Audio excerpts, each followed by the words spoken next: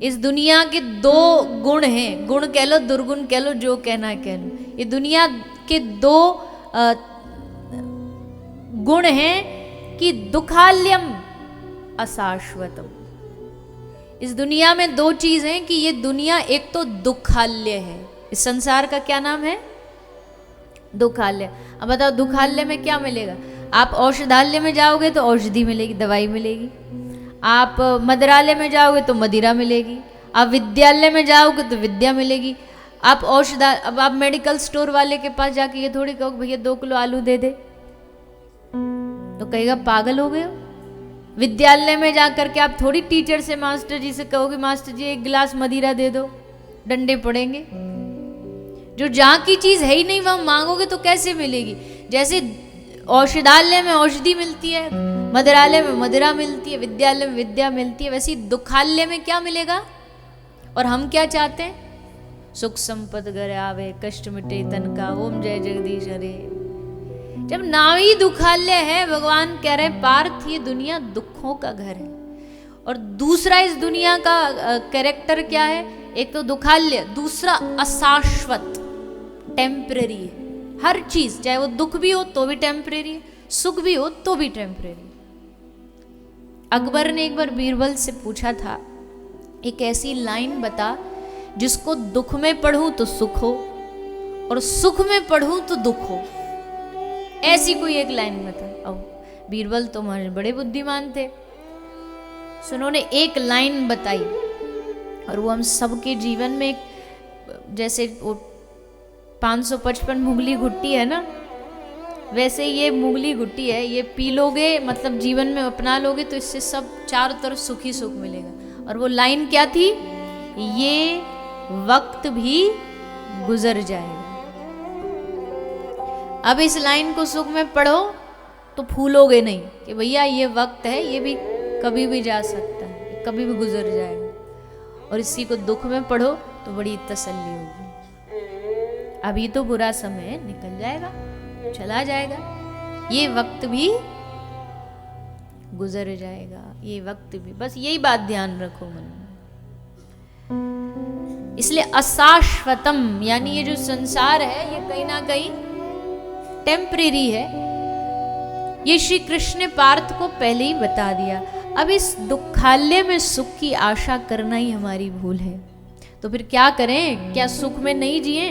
बोले सुख आता नहीं है, सुख कभी भी नहीं आता, किसी के जीवन में भी नहीं। सुख अपने आप बनाया जाता है, लाया जाता है। आदमी दुखी किसी बात पे भी हो लेता है। एक सेठ जी रोते रोते अपने मुनीम से पूछे, बोले मुनीम जी बताओ मेरे पास कितनी संपत्ति है? मुनीम जी बोले हिसाब लगा के कि महाराज इतनी संपत्ति है तुम्हारी 15 पीढ़ी बैठ के खा सकती है, इतना धन है तुम्हारे पास। सो ही सेठ जी रोने लगे, दुखी हो गए। मुनीम ने कहा काय को दुखी हो रहे हो सेठ जी?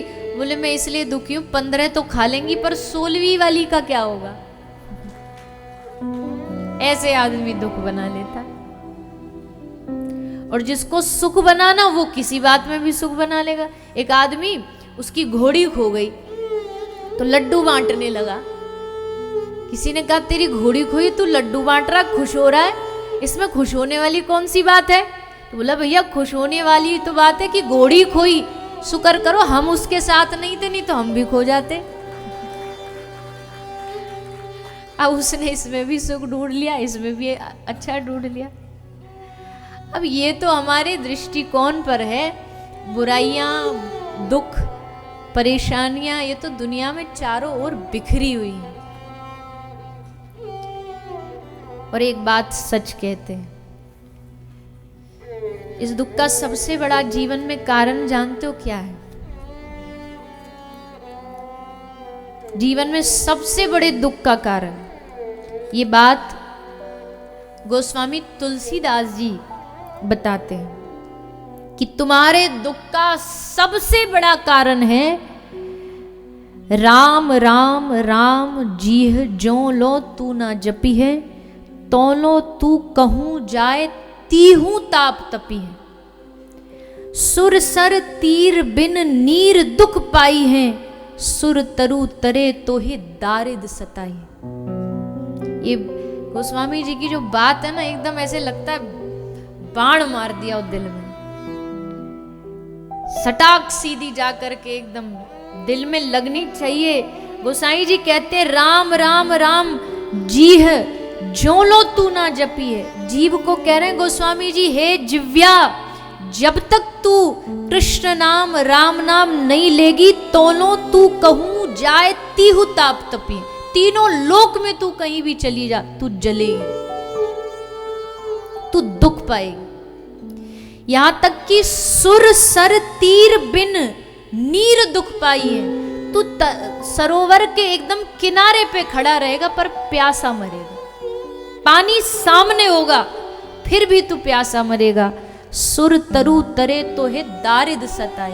कल्प वृक्ष के नीचे बैठ कर के भी तुझे दरिद्रता छोड़ेगी नहीं, अगर तूने भगवान का नाम नहीं जपा तो। जागत सोवत सपने हूं ना सुख पाए। जगते सोते तुझे कभी सुख नहीं मिलेगा अगर तू भगवान का नाम नहीं लेगा तो। दुख के सबसे बड़ा कारण ही हमारे जीवन का यही है। देखो, कोई माता चाय बनाती हो, दूध गर्म करती हो, एक भगोनी ली, बर्तन लिया, उसमें उन्होंने दूध गर्म किया और दूध गर्म करके उसको चूल्हे पे रखा। अब जब वो चूल्हे से बर्तन उतारेगी, गैस से बर्तन उतारेगी और ऐसे ही पकड़ के उसको उतारेगी तो उसका हाथ जलेगा कि नहीं जलेगा? बोलिए ना।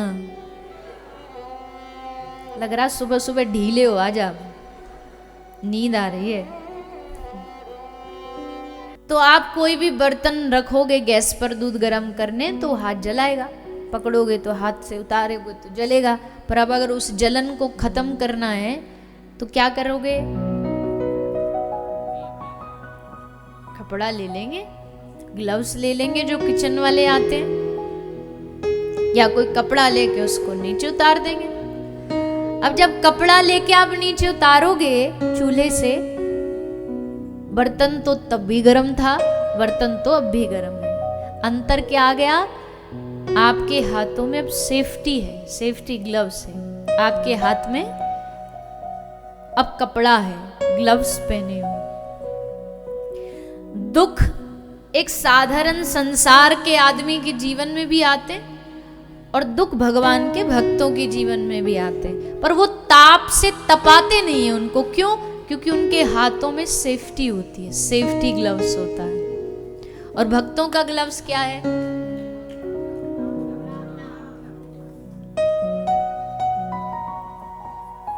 ये रहा,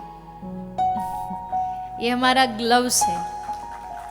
ग्लव्स मतलब ये हमारी सुरक्षा है, ये हमारा बचाव करता है कि हमारे हाथ में जब भगवान नाम, मुख में हो राम नाम, राम सेवा हाथ में, तू अकेला नहीं प्यारे, राम तेरे साथ में।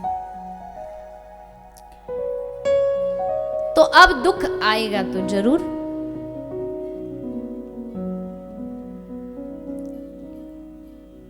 कितनी परीक्षा लेते हैं भगवान भक्तों की, कभी सोचा है? भक्ति, हम भक्ति करना चाहते, भक्ति करेंगे तो हमारे जीवन में सुख ही सुख हो जाएंगे। अरे बावरे हो, जितना भक्ति करोगे उतने दुख आएंगे, उतनी ठोकरें आएंगी, उतने पत्थर फेंके जाएंगे तुम्हारे ऊपर। जितना भगवान का भजन करोगे उतने बदनाम होगे तुम। क्यों? अब लोग बड़े बोलते हैं, बोले ये आदमी इतना भजन, इतनी बदना, भगवान उसके पापों को काट रहे हैं, खत्म कर रहे हैं। इस जन्म का हिसाब किताब यहीं खत्म कर देंगे तो फिर अगला जन्म नहीं लेना पड़ेगा, इसलिए हिसाब किताब काटते जा रहे हैं। बदनामी कर दी। जैसे आप कोई सैनिक हो तो आपको आपकी वीरता का पुरस्कार मिलता है, अवार्ड मिलता है। आप अभिनय करने वाले एक्टर हो, अभिनेताओं का अपना अवार्ड होता है। भक्तों का अवार्ड जानते हो क्या है? भक्ति का सबसे पहला अवार्ड है निंदा। निंदा मिलेगी, बुराइयां होंगी आपकी हर जगह। अरे वो तो ढोंगी है, भगत बना फिरता, बड़ा ढोंगी है एक नंबर का। हाथ में माला रहती है, मन कहीं और रहता है। ये माथे पे चंदन लगाया फिरता है, मन में कुछ खोट है। खूब बुराइयां होंगी, निंदा होगी। निंदा होने लगे मतलब अवार्ड मिल गया पहला, बुराइयां में होने लगे मतलब अवार्ड मिल गया पहला। ये भक्ति का अवार्ड है। दुख मिल रहे हैं इसका मतलब भगवान काट रहे हैं, सब चीजों को खत्म कर रहे हैं। पर हमें ये बात समझने में बहुत देर लग जाती है। हमें लगता है जितना सुख है, अब जैसे किसी से पूछो ना कि कैसे हो, तो भगवान की बड़ी कृपा है। अब हमारी नजर में कृपा की व्याख्या क्या है, कृपा की डेफिनेशन क्या है? धंधा ठीक चल रहा है तो कृपा है, बच्चा कहना मार रहे तो कृपा है, सालाना इनकम बढ़ती जा रही है तो कृपा है, नौकरी नहीं मिल रही वो मिल जाएगी तो कृपा है।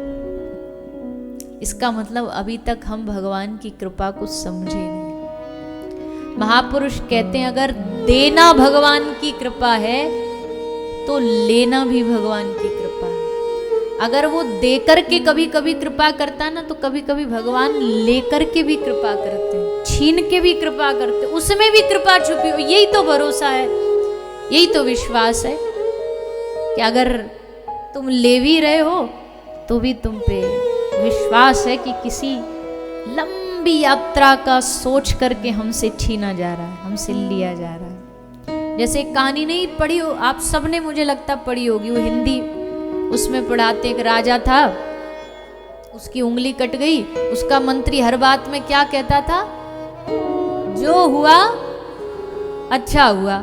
राजा ने बोला इसको फांसी पे चढ़ा दो, मेरी उंगली कट गई, वो कह रहा जो हुआ अच्छा हुआ। और गया जंगल में, वहां बलि दे रहे थे, मानव बलि चढ़ाई जा रही थी, तो इसी को पकड़ लिया राजा को, बोले चेक करो इसको। तो चेक किया तो इसका तो अंगूठा, उंगली कटी हुई है। बोले नहीं नहीं इसकी बलि नहीं चढ़ाई जा सकती। तो फिर भागा भागा गया और जाके मंत्री के पांव पड़ो, तू सही कह रहा, जो हुआ अच्छा हुआ। तो भगवान सब पर कृपा करते। मैं हमेशा कहती हूँ कभी भी भगवान के लिए ये नहीं सोचना चाहिए उस पे ज्यादा कृपा, हम पे ज्यादा। भगवान कोई तोल तोल के थोड़ी कृपा करते कि इस पे 100 ग्राम कृपा कर दी, इस पे 50 ग्राम करेंगे, नहीं नहीं, उनकी क्या दुश्मनी, वो तो सब पर कृपालु रीझते हैं। कबहुक हरि कबहुक कृपा करी करुणा कर ये नर देह। ये नर देह भगवान कृपा करके ही तो देते हैं। बताओ ये नर देही किसी को पुण्यों से मिली है? नहीं। कभी बैठे बैठे जब भगवान रीझ जाते हैं ना, तब ये नर देही प्राप्त होती है, तब ये मानव शरीर प्राप्त होता है। और इस मानव शरीर को संसार में भले तन को लगाओ, पर मन को किसी न किसी तरीके से बस भगवान से जोड़े रखो। ये मन भगवान से जुड़ गया ना, तो ये 7 दिन की जो कथा है, ये 7 दिन का जो बोलना है, और जीवन भर बोलना है। अब 7 दिन थोड़ी कथा कहनी, हम तो जीवन भर से कहते हैं और जीवन भर प्रभु करे उनकी महिमा गाते रहे। ये सारे जीवन भर भगवान की कथा सुनने और कहने का उद्देश्य बस इतना सही है कि इस मानव जीवन को जीते जी भगवत प्राप्ति का रास्ता बना लो, सीढ़ी बना लो। सफल आदमी वो नहीं है जिसने जीते जी बहुत नाम कमा लिया, सफल आदमी वो नहीं है जिसने बहुत धन धान्य कमा लिया। सफल आदमी वो है जिसने मरने से पहले अपने जीवन के उद्देश्य को जान लिया।